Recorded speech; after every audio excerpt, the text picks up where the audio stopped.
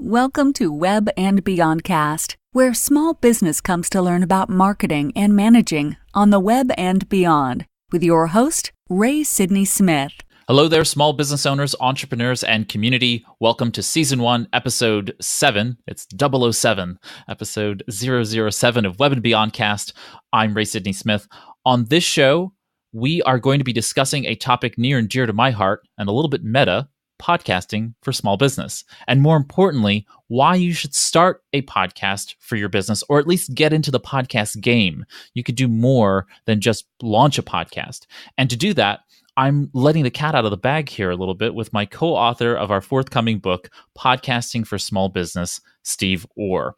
Steve is the founder of Steve Orr Media, which helps clients create and produce podcasts as well as become more effective speakers. He has worked with a variety of small and large clients, including self-employed professionals, neighborhood business improvement districts, or what are called BIDs, and Fidelity Investments. Steve launched his consulting business after an award-winning broadcasting career as a business news anchor and feature reporter. His stories for the MarketWatch radio network were heard regularly on some of the country's biggest news stations. Steve has interviewed hundreds of people over the years, including CEOs, celebrities, athletes, and public officials. In Steve's free time, he writes screenplays and radio plays and voices the characters. He's also a big fan of comedy improv. Welcome to Web and BeyondCast, Steve. Ray, thanks so much. Pleasure to be here with you today. Pleasure to have you. And it's really exciting to kind of let everybody know what we have been working on with regard to podcasting for small business. I'm looking forward to the book coming out for everybody very soon. And I thought it would be really fun for us to talk about something that is really important, which is the business case for podcasting. I think a lot of businesses don't understand what podcasts are and also how to get in the game, right? It's trending, it's out there. People know that it's important to get the word out about your business, and they think of it as a lot of work, and they don't necessarily know what the return on investment is going to be for it. And so let's start off with what a podcast really is, and then we'll get into why businesses should podcast. So what's a podcast? Coming from a radio background, I think the simplest description of a podcast is think of it as radio on demand. And what I mean by that is that you can listen to a podcast anytime from start to finish. You could listen to it at any place. You could listen to it on your PC, in your car, on your smartphone. So that's what I mean. But when I talk about the on-demand factor, of course, it is slightly different than radio in that it is a digital file as opposed to going out on the airwaves that you would for traditional radio. I would only add to it that people understand that podcasting can be streamed online, via many different digital devices, from your desktop computer to mobile, laptop to mobile devices like your smartphone and tablets. And the traditional benefit of a podcast over radio is that you can download it offline and take it with you. It's a mobile digital radio platform, if you want to think about it that way, but it's capable of letting you create the programming of your audio life, of your audio experience throughout your day. And I think that's the most powerful differentiator for podcasts over any other platform. You can't watch a video and go for a run, or watch a video and drive, or at least you shouldn't. And in the case for podcasting, you could do that. You can drive and listen to a podcast, and it's content that is tailored specifically to your needs and wants, because you get to choose the podcasts that you listen to. So with that, why should businesses really podcast, or at least get in the podcast world? I want us to talk about 4 kind of big umbrella constructs, and we'll go through these throughout the episode, just so everybody listening has an idea. I want to talk about the marketing component, marketing and branding for podcasting. I want to talk about its return on investment in terms of dollars spent in marketing, just as a general construct, not in terms of specific numbers, the sales and lead generation components of podcasting, and then finally the business valuation. Podcast has a number value associated with it that is a part of your business's bottom line in some way, shape, or form, whether during the business's life or when you go to sell it. I want to talk a little bit about that as well. So, Steve, let's start off with the marketing component of it. What is the marketing value of a podcast? I think what a lot of people are trying to decide how valuable can the podcast be to your marketing. Now, I would first argue that when you're thinking about starting a podcast for your business, sure, you're in the business to make money, so it's understandable you're going to be asking whether a podcast is going to add to your bottom line. But from a marketing and extending your marketing and branding, look at it that way. Look at it as an extension of your marketing and your branding for your business. It gives you an opportunity to go out on so many different channels. You may have a blog, your website. You may have some video about your business out there. You may be advertising via Facebook, Instagram. You may be doing some stuff via Snapchat. You have so many different channels. So why not exploit podcasting as another channel to get your messages out about your business and give your customers and your clients and would-be clients some value? So think of it from that perspective, is that it gives you another channel to get your messages out there. And another benefit of podcasting as an extension of your marketing and your branding, when you do a podcast episode, you can turn that into a blog. It's very easy to turn that into a blog. And also that adds another channel to getting your messages out there about your business and the value you offer your customers and clients. One of the things that I frequently don't talk about, but I think is also important for us to kind of note here, is that you can advertise on other podcasts, and that's an extension of your marketing. So if you have the budget for advertising, there are many different types of advertising. And so you can put in a spot, put in pre-roll, mid-roll, or end-roll into another person's podcast, and you pay them for that. And then that, in essence, becomes a part of your marketing. You can advertise on the website of the podcast, because the podcast, another person's podcast, has a website. You can have them write blog posts on their podcast about you. They can send email to their email listeners. All kinds of ways in which you can use advertising to be able to get out the marketing message for your business without you actually launching a podcast itself. So don't think that you have to necessarily launch a podcast just because, but you do need to be in the podcasting game. You know, this is really important for people to recognize the importance of it. So let's move on to the return on investment for dollars spent in marketing, not just from an ROAS perspective, which is return on ad spend, how much money you are spending on advertising. Steve, from your perspective, what do you think about the long-term investment value of a podcast? And we can have a little bit of a discussion about that here. In the immediate, podcasts are an important factor in driving engagement for your business. We had a chance to talk to Dr. Robert Pasikoff. He is the president and founder of the consulting firm Brand Keys, and they analyze brand customer loyalty and engagement. So what he told us is what I had said, podcasts, they help drive engagement because as consumers, we can look to alternate communications formats such as Facebook, Instagram, for instance, before we'll visit a brand's website. If they are entertaining and informative, they can help supercharge your engagement. So once you have that engagement, that's the critical part to leading to your return on investment and ultimately your bottom line. So I think you have to start there before you even look at the long-term benefit. Thinking with the end in mind is always an important factor when it comes to small business marketing. If you think that you have a sustainable small business, I think it's important for you to think about your marketing sustainability as well. If you're thinking about your marketing sustainability, a podcast itself allows you to be able to set up an ongoing, consistent content structure so that it fits within your content strategy. And now you have a platform on which you can consistently be speaking to your target audience. And I think that's really important for being able to create loyalty, brand awareness, and many other of the components of marketing that really sets you up for long-term success. And so, yeah, podcasting isn't going to immediately start sales coming through the door. But if you set it up and you are consistent about it and you keep developing a better podcast, which is what I'm doing here. This is our 7th episode on Web and BeyondCast. And I'm hoping that over time, I get better at doing this podcast, which means that I'll be able to share more and better content, continue to bring great guests on, and that over the long term is going to make me a better business owner. There's a real value in that I don't think people can identify a specific dollar value to the importance of getting up to the microphone, whatever the frequency is that you need to be able to record a podcast and put it out there to the world. And you become a better business person by the value of being a better communicator, being a better socializer with your audience. All of those things are values that you need to really take into account when you're launching a podcast.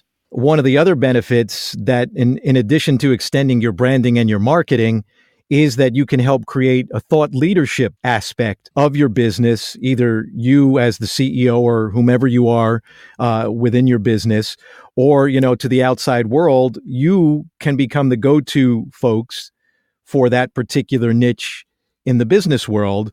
And that can have, it's hard. It is very hard to put a dollar amount to your podcast. You could go on other podcasts as an expert. You could be called in from the media. Somebody knows that you have a podcast out there. You are interviewed through the media. That can help get your name out there. So it does have other impacts that, again, don't necessarily translate immediately to a dollar amount, but could, in the long term, lead to your bottom line. That's actually something that's happened to me, that people invite me to become a podcast guest because they know that I have a podcast. They know I'm ready. I'm capable of being interviewed right now, today. When someone needs to get somebody as a guest on a podcast in my other podcast, they know that I'm ready to go. So when the media calls, I'm ready because they know, having listened to me already, that I'm capable of being set up for those. So I'm much more likely to be called by the media than someone who is not broadcast ready.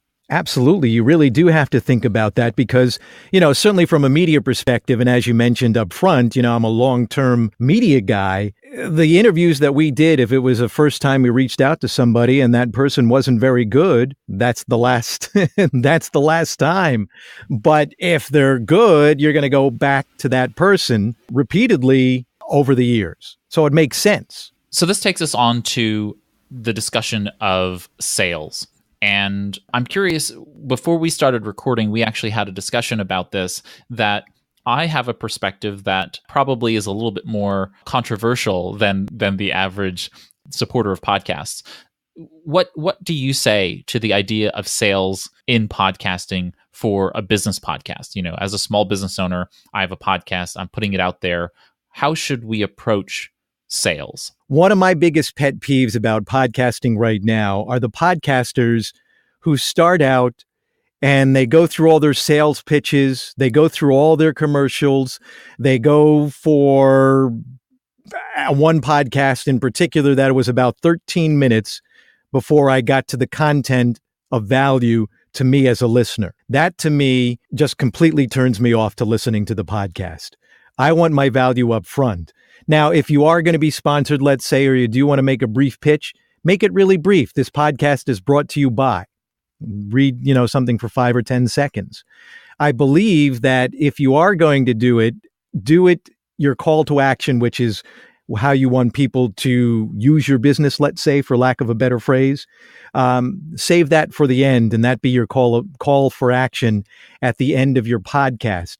Don't be so overt. And I think one of the interesting lines that Dr. Pasikoff said to us from Brand Keys was that he believes a podcast can only help a company's brand if it uses effective storytelling and isn't seen as too commercial or salesy. Businesses need to have not just a content strategy, awareness of the content strategy and where the podcast fits into it, because that is just, it could be your platform for one type of content, but then you need to be able to know how to spread the message, because then, if a tree falls in the forest and nobody hears it kind of scenario. The reality is that you also have to have a sales strategy. And this is the importance of, in my first book, Solomo Success, I talk about the idea that if a business doesn't have a sales converting website, they're going to fail in almost any other kind of outward facing marketing, whether that be social media, email marketing, mobile marketing, or otherwise.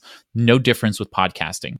Your business needs to have a call to action from the podcast to your website or blog or whatever landing page you want to send people to, but you need to be able to create value in the content such that people want to be able to check you out. They want to be able to learn more from you. That could mean you providing more value to them, typically with what we call a lead magnet on your website. So if you're doing those things, as long as you understand that your website needs to be able to have an appropriate sales strategy and sales mechanism in place, then you're left on your podcast to just producing substantive, fantastic quality content for your listeners. For me, the podcast is not the place to sell your business. The podcast can help your business if you direct people to the right channels to help your business rather than being so overt within the podcast for it.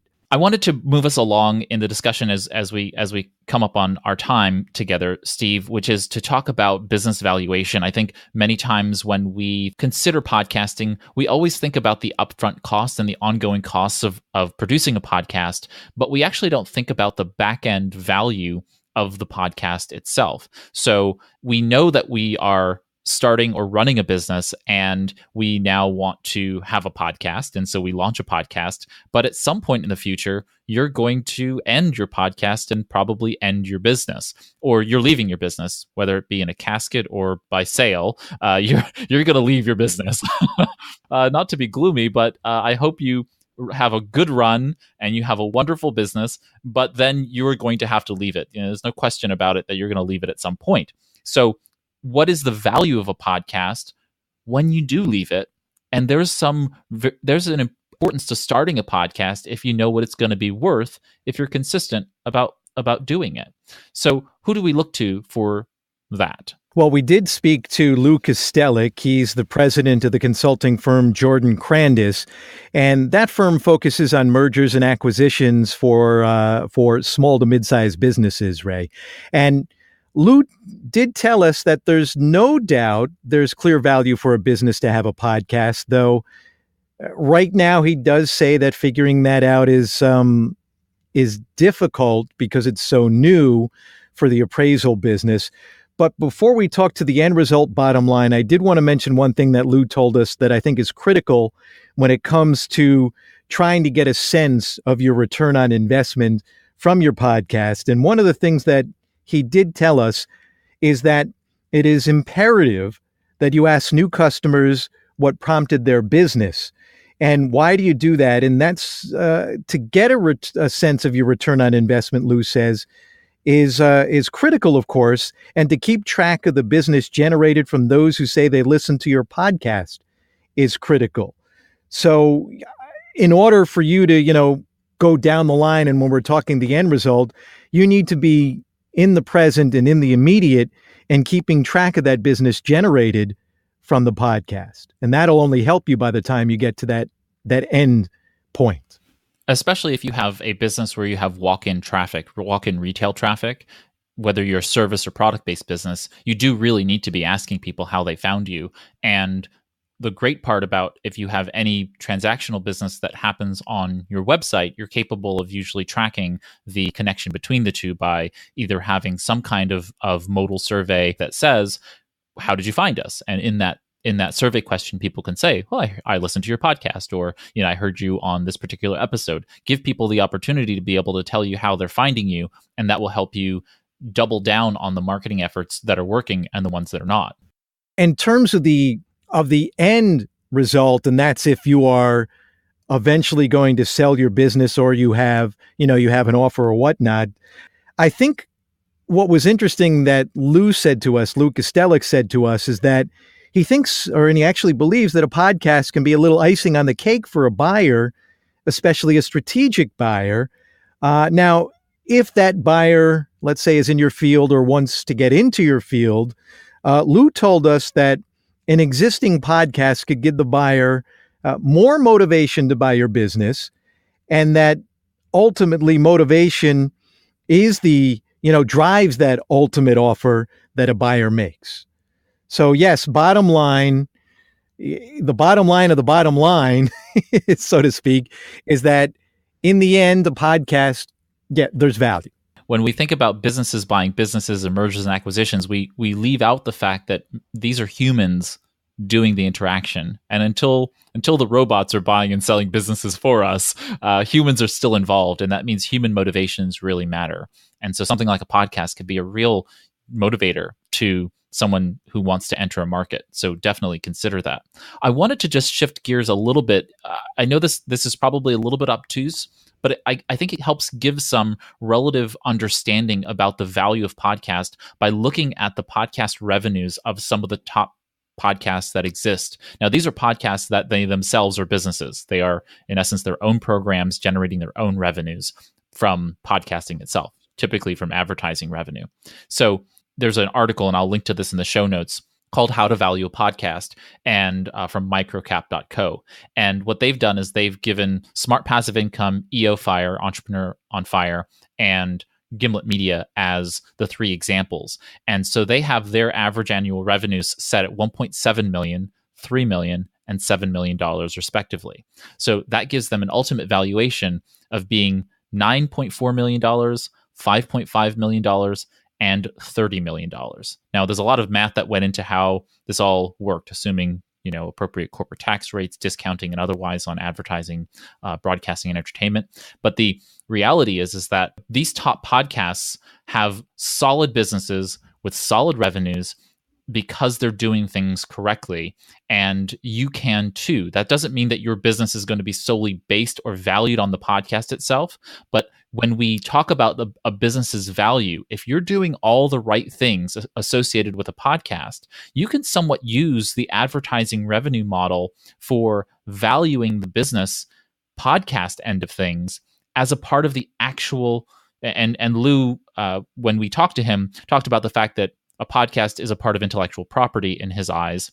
I tend to think of it as marketing, right? And so therefore, I'm curious. We will be talking soon with an accountant, and where they kind of fall on these things. When you think about a podcast in terms of its actual revenue generation potential, then it has a real value. And so just give that some consideration as you make your way forward in terms of how much and how many clients will you convert from your podcast. And as you get to know that number better by podcasting, you get a better idea about its value to your business. And there are intangibles that you need to have in terms of your business that don't necessarily translate to dollars. Absolutely.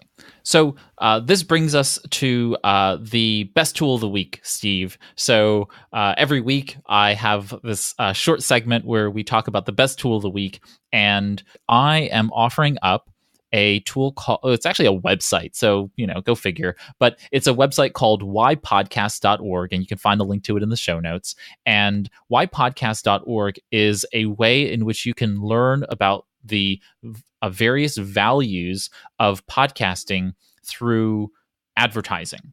And we talked about this at the top of the show, and there's a bunch of research. So it gives you demographics about podcast audience. It gives you different types of podcast advertising categories. It gives you benefits. It shows you how podcasting advertising works. It just is a really great tool for being able to understand the different pieces of the puzzle when it comes to going out there and saying, okay, I want to do some advertising. How does this all work in the podcast space? So I just thought it would be a useful tool to some of you who might think that you're not ready yet to launch a podcast, but you may want to put some ad dollars into podcasts that already exist, and you want to seek out those podcasters who are doing that. So whypodcasts.org. All right, Steve, this closes out our episode. Thank you so much for joining me here on Web and BeyondCast. Ray, thanks for having me. It's been a pleasure. So that's Steve Orr of Steve Orr Media, and you can find his information again in the show notes and links to his website and so on and so forth. Steve will be joining me here for other episodes of Web and BeyondCast, where we'll be talking about executive communications, public speaking, and so on and so forth, other kinds of areas on which Steve is my go-to expert. And so, again, thank you, Steve, for joining me here on Web and BeyondCast. That brings us to the end of this episode of Web and BeyondCast. What we hope you got from today's episode is that there are different ways in how podcasting is really valued and valuable to your small business. Think about the different angles from which you should look at the value of podcasting, and then you can decide whether podcasting is right for your business. And we will talk to you next week when I have Reggie Holmes of Enthuse Creative on the show to talk about branding. And we will cover small business branding as a general construct and what businesses should really think about when it comes to approaching branding and design professionals to market their businesses. All right, folks. Thanks for listening to Web and BeyondCast, where small business comes to learn about marketing and managing on the web and beyond. I'm your host, Ray Sidney Smith. Until next week, here's to your small business success on the web and beyond.